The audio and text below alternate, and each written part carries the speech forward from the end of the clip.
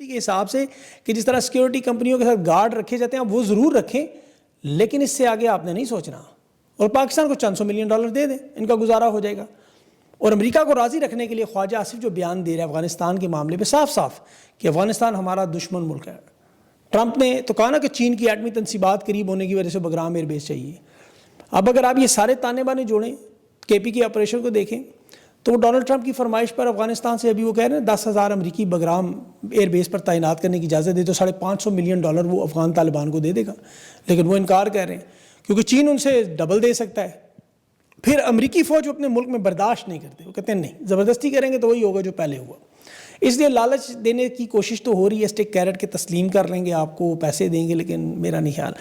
باقاعدہ جنگ شروع ہوگی جب شہباز شریف کی ڈونلڈ ٹرمپ سے 25 ستمبر کو ملاقات ہوگی، اس میں فرمائش یہی ہوگی، یاد رکھیے گا۔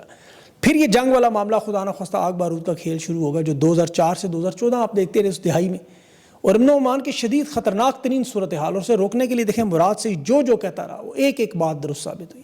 یہ آپریشن سوات تک پہنچ رہا ہے جس پر ہزاروں لوگ آج جو امن کے لیے نکلے ہوئے ہیں انہیں پتہ ہے، اور وہ یہی کہہ رہے ہیں بار بار ملٹری آپریشن بند کریں۔ امریکہ کی دیکھیں خواہش ہے خیبر پختونخوا اور بلوچستان میں آگ بارود کا کھیل جاری رہے۔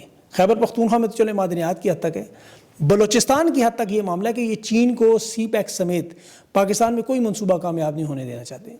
یہ جو بھی بڑی خبر، پاکستان اور چین دونوں نے مل کے اقوام متحدہ میں سیکیورٹی کونسل میں کالا دم تنظیموں کی دنیا کی دہشت گرد تنظیموں میں ان کے نام فہرست میں ڈالیں۔ اقوام متحدہ مطالبہ کیا، وہ تمام تنظیمیں اس میں شامل ہیں۔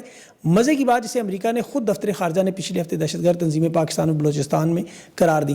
اب پاکستان اور چین نے کہا پابندیاں لگائیں، اثاثے منجمد کریں، سفری پابندیاں لگائیں، اسلحے کی فراہمی روکیں، تو انہوں نے مزے کی بلکہ حیرت کی بات ہے کہ امریکہ، برطانیہ اور فرانس انہوں نے اسے ویٹو کر دیا۔ انہوں نے کہا جی ثبوت ہی نہیں ہے آپ کے پاس کافی، ان کے ابھی تعلقات انٹرنیشنل تنظیموں کے ساتھ اس طرح نہیں جڑے ہوئے، اور وجہ چین کو سی پیک میں ان کے چینی شہریوں پر سب سے بڑے حملوں کے خدشات ہی نہیں سے دیں۔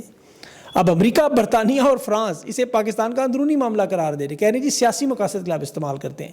تو ایک تو ان کا بیانیہ ویسے فوت ہوگا، اور دوسرا یہ گڈ بیڈ کی پالیسی، یعنی جو ان کے لیے اچھا ہوگا امریکہ کے لیے وہ یہاں دہشت گرد، جو یہاں آزادی کی جنگ لڑے گا وہ وہاں کے دہشت گرد۔ تو مطلب یہ وہی گیم چل رہی ہے گڈ بیڈ والی۔ مڈل ایسٹ کے حالات میں دیکھیں، میں آپ کو ایک پورا نقشہ اگر سمجھاؤں تو آپ کو سمجھ آ جائے گا۔